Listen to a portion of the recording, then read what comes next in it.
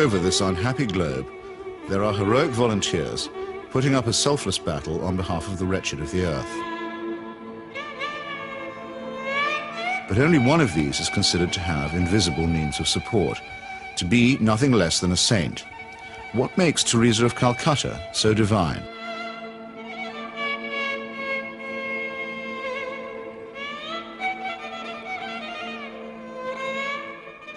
Long before Mother Teresa's helicopter touched down at about 11:20 this morning, the crowds were gathering here at Knock.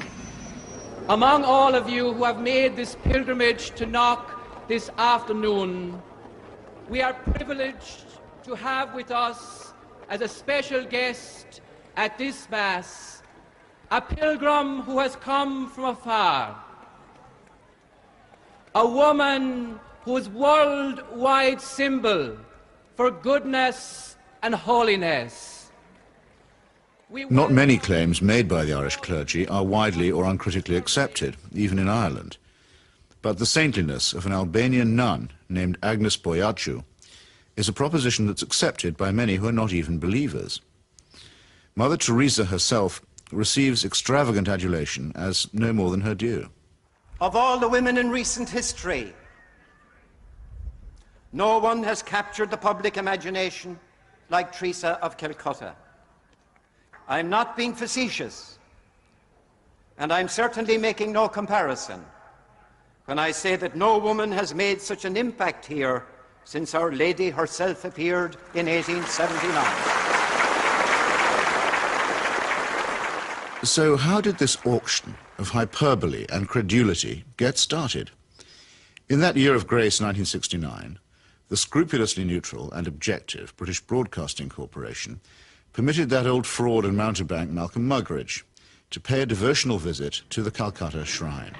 Well, Teresa, after I met you in London, really the only thing I wanted to do is to come and see you in your work here. Now I've seen it. And of course it's a shining light. Himself arrogant, almost to the point of humility, Muggeridge became persuaded that he and his team had become the divinely appointed instruments of what he claimed was the first television miracle. During Something Beautiful from God, there was an episode where we were taken to a building that Mother Teresa called the House of the Dying, and Peter Schaefer, the director, said, well, it's very dark in here, do you think we can get anything? And we had just taken delivery at the BBC of some new film made by Kodak, which we hadn't had time to test before we left, so I said to Peter, well, let's have a go. So we shot it. And when we got back, several weeks later, a month or two later, we're sitting in the Rushes Theatre at Ealing Studios, and eventually up came the shots of the House of the Dying. And it was surprising. You could see every detail. And I said, that's amazing, that's extraordinary. And I was going to go on to say, 3 cheers for Kodak. I didn't get a chance to say that, though, because Malcolm, sitting in the front row, spun round and said, it's divine light. It's Mother Teresa. You'll find that it's divine light, old boy. And 3 or 4 days later, I found I was being phoned by journalists from London newspapers who were saying things like, we hear you've just come back from India with Malcolm Muggeridge, and you were the witness of a miracle.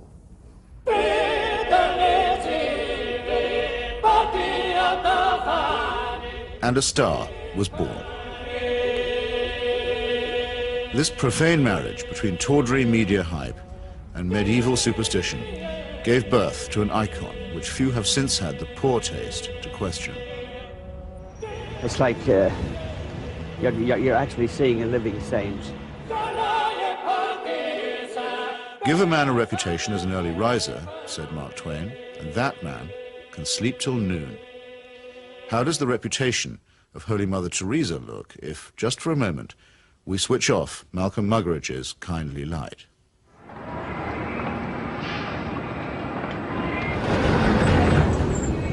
Mother Teresa is a Nobel Prize winner. She's a symbol. People in the West talk about her, so Indians adopt her at that level. The fact that what she does on the streets of Calcutta is really irrelevant to them. They couldn't care about it, and most of them don't even know. But Mother Teresa is the sort of figure you show to visitors. Mother Teresa's flagship institution is her home for the dying, a hospice which purportedly sweetens the last moments of otherwise destitute lives. My initial impression was of all the photographs and footage I've ever seen of Belsen and places like that, because all the patients had shaved heads. There are no chairs anywhere, there are just these stretcher beds, and they're like First World War stretcher beds. There's no garden, no yard even, no nothing. And I thought, what is this? This is 2 rooms with 50 to 60 men in one, 50 to 60 women in another. They're dying. They're not being given a great deal of medical care. They're not being given painkillers really beyond aspirin and maybe, if you're lucky, some Brufen or something for the sort of pain that goes with terminal cancer and the things that they were dying of. And I thought, what's the point? Right from the very beginning, I wanted to serve the poor purely for the love of God and to give them what the rich people get with money. I wanted to give to the poor for the love of God. They didn't have enough drips. The needles they used and reused over and over and over, and you would see some of the nuns rinsing needles under the cold water tap. And I asked one of them why she was doing it. And she said, well, to clean it. And I said, yes, but why are you not sterilizing it? Why are you not boiling water and sterilizing your needles? She says, there's no point. There's no time.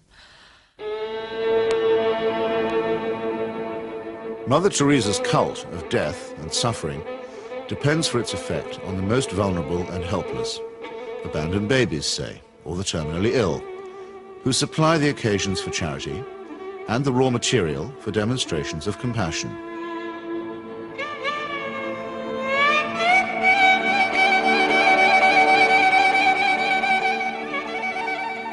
The first day I was there, when I'd finished working in the women's ward, I went and waited on the edge of the men's ward for my boyfriend, who was looking after a boy of 15 who was dying. And an American doctor told me that she had been trying to treat this boy and that he had a really relatively simple kidney complaint that had simply got worse and worse and worse because he hadn't had antibiotics, and he actually needed an operation. I don't recall what the problem was. She did tell me. And she was so angry, but also very resigned, which so many people become in that situation. She said, well, they won't take him to hospital. And I said, why? All you have to do is get a cab, take him to the nearest hospital, demand that he has treatment, get him an operation. She said, they don't do it. They won't do it. If they do it for one, they do it for everybody. And I thought, but this kid's 15.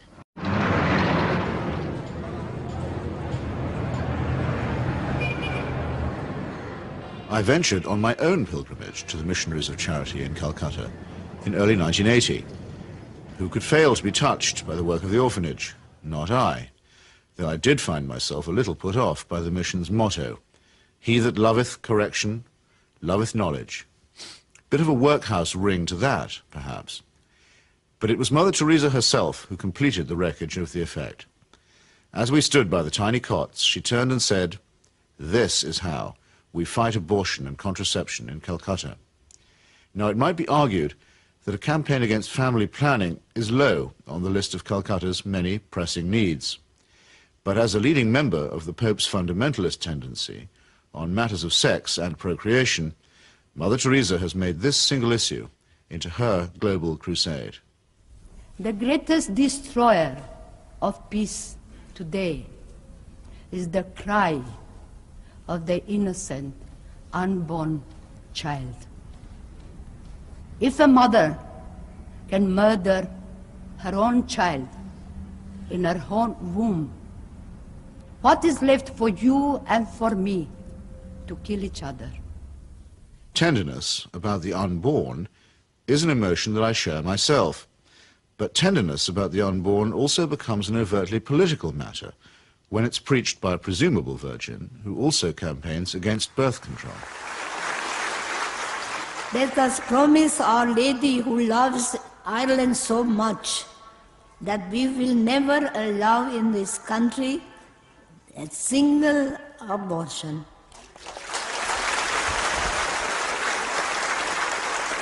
And no contraceptives. Mother Teresa has no politics, so she maintains, and so many people believe. But when she came to London in 1988, ostensibly as an advocate for the homeless, she bent the ear of the Iron Lady and sought to steer her to the support of a bill limiting abortion. The sponsors of that bill, who arranged the meeting, were in no doubt that her intervention was political. She's not a party political figure, but she's a political figure in the sense that, A, she is part of what may be called the Catholic agenda, the broader Christian right agenda, and the Catholic Church has been following what has generally been considered a hard-line approach under the present Pope. Now, she's part of that agenda, and that is fairly political agenda. I mean, you know, no abortion, opposition to birth control, ideas like that are fairly, you could say they would be contested in the political arena. And the second factor is that she is also part, if you like, of the Western agenda, where the West is still part of the third world. The rich world has a poor conscience. It wants, in fact it needs, to think that someone, somewhere, is doing something about the third world. And the Mother Teresa myth ministers to this desire. Here is a Western woman who has forsaken her life, albeit whatever life she might have had in Albania, you know, for sacrifice herself for the people of the third world. It makes the West feel better, you know. This is one of us again, once again rescuing the third world. Raising the roof. Yes, raising the roof. He's got his rations. Yes, he's got it, he's cleaning it. And then pecho shop. In the subliminal appeal that she generates, there is something of the mission to the heathen, something of the old colonial outpost, and something of Florence Nightingale. While in the silent and abject demeanour of her patients, there is something of the deserving poor. The great white hope in this iconography takes on the big black hole. And the rewards are by no means all in heaven.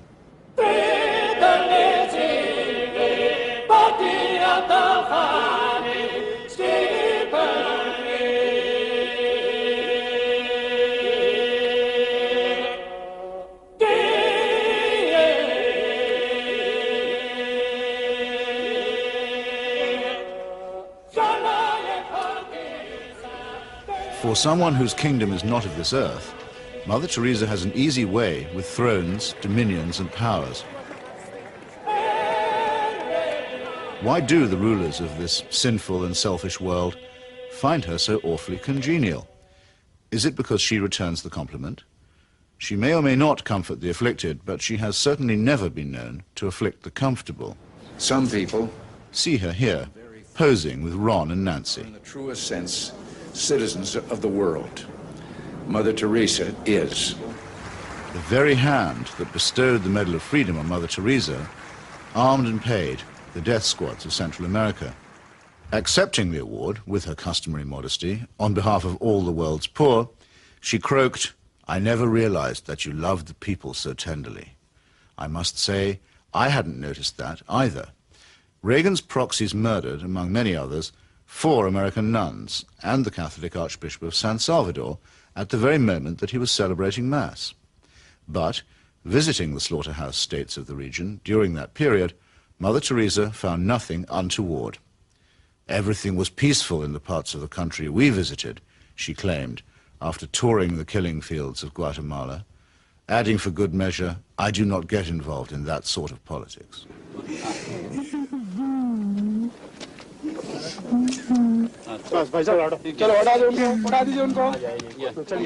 In 1984, a ghastly chemical spill from the Union Carbide plant in the Indian town of Bhopal took 2,500 lives and poisoned thousands more.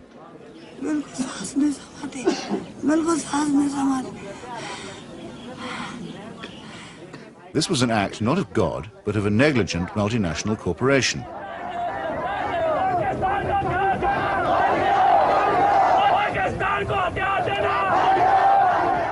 Mother Teresa's advice to the angry victims? Forgive. Forgive. What Mother Teresa has done is she has accepted implicitly the idea that there's nothing much you can do for the poor except take them off the streets and, look after them. You cannot change their attitudes. You cannot make them feel that they have an ability, they may even have the means to improve and change their lives. She's not bothered with that agenda. She's only bothered with the agenda of trying to rescue their souls and make them a bit better before they go on to the eternal life, which is a very understandable, but in fact a very old-fashioned Christian idea. It is not a question of saying, how can we tackle the real problems of poverty?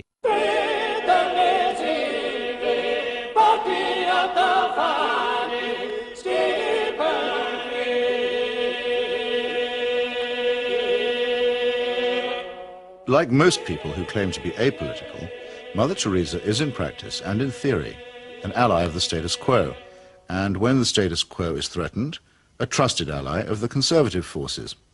This places her in bold contrast to those, even among the religious, who have rejected the fatalistic and submissive conclusions about poverty that are promulgated by Catholic traditionalists like her. With our hands, with our life, with our love, we ask justice, we ask freedom, and we take justice, because the justice is not like a gift which they gave. No, liberty, freedom, they don't give that. We have to take that. And in fact, we go through the streets and we took our liberty, we took our freedom, asking for justice. The Roman Catholic hierarchy has never forgiven Father Aristide, the legally elected president of Haiti, whom it regards as a base heretic.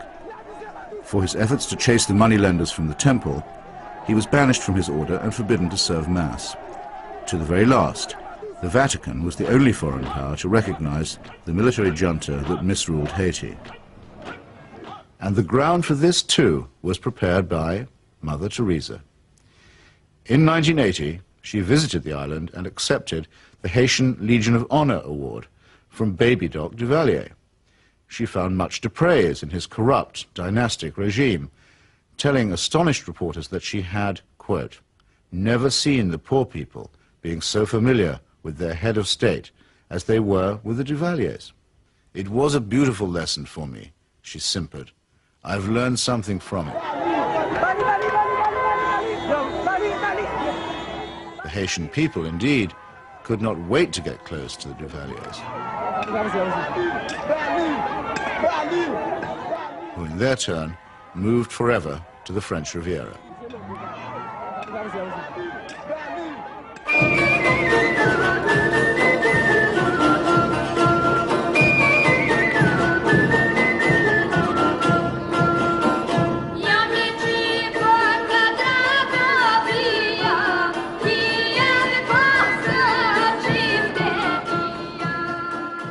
Mother Teresa admires the strength of the powerful almost as highly as she recommends the resignation of the poor. When she visited her motherland of Albania, she appeared to take seriously St. Paul's notorious assertion that the powers that be are ordained of God. The Albanian authorities had proclaimed the world's first officially atheist state. They had persecuted all forms of worship except that of their leader, Enver Hoxha. No whit abashed, Mother Teresa laid a bouquet on Hoxha's tomb. Not content with honoring a Stalinist murderer and despot, she also bestowed a wreath on the monument of Greater Albania, a cause that was once smiled upon by Pope Pius IX and his friend Benito Mussolini.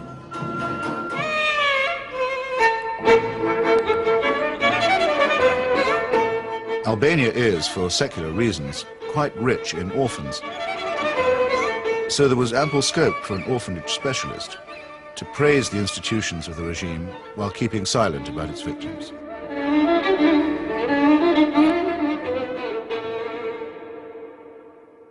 If it sometimes seems that the Saint of Calcutta is never actually in Calcutta at all, this may be because she operates more as the roving ambassador of a highly politicized papacy.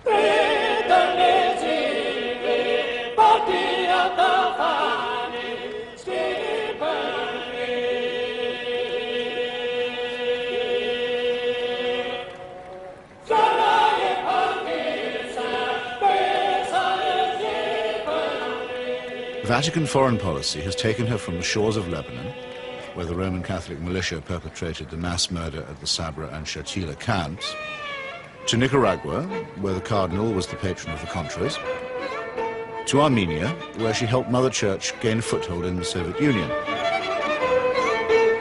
In return, the present Pope is known to have placed her on the fast track for canonization. This is the kind of politics in which she does indeed get involved. Sometimes when I think of Mother, I wonder if I've done just right. Though I'm many miles away, I can almost hear her say, "Where's my wandering boy tonight?" Robert Maxwell's genius for self-promotion made a nice fit with Mother Teresa's talent for fundraising. It became hard to decide which of the two was using which, or was it both? In the United States, Mother Teresa accepted well over $1 million from Mr. Charles Keating, a right-wing Catholic fundamentalist and anti-pornography crusader who was also a California savings and loan tycoon. Mr. Keating's problem was that he was using other people's money. He's now behind bars after the greatest scandal in American financial history. But while he was flying high, Mother Teresa flew right along with him. She got the use of his private plane. He got a personalized Mother Teresa crucifix, which he used to store up treasure on earth. Let's get him out of here. Why should the missionaries of charity have such a special vocation for work among the rich? And does Mother Teresa pick frauds because they need her help more than the honest billionaires? It's not a question that she's ever answered, but then, in the prevailing atmosphere of piety and adoration, it's not a question that she's ever been asked.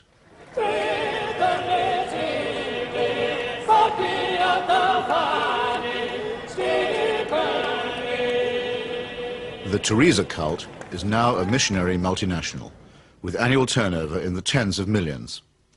If concentrated in Calcutta, that could certainly support a large hospital, and perhaps even make a noticeable difference. But Mother Teresa has chosen instead to spread her franchise very thinly. To her, the convent and the catechism matter more than the clinic. Now we are in 105 countries and we have 500 convents all around the world, without counting India. Beautiful.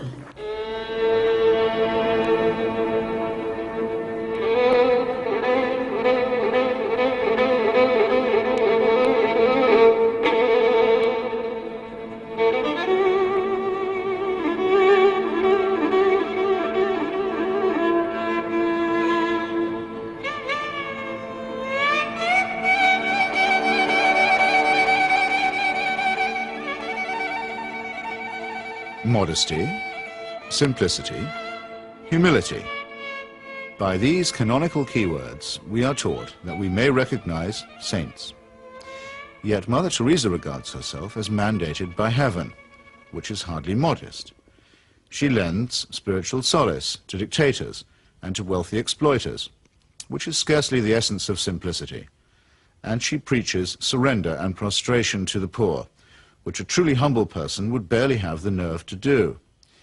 When she speaks about private or public morality, opposing family planning, for example, or defining abortion as quite literally the greatest threat to world peace, she takes on the grim and tedious tones of the zealot and the fanatic.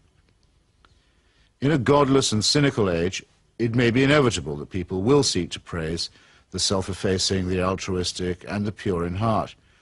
But only a complete collapse of our critical faculties can explain the illusion that such a person is manifested in the shape of a demagogue, an obscurantist, and a servant of earthly powers.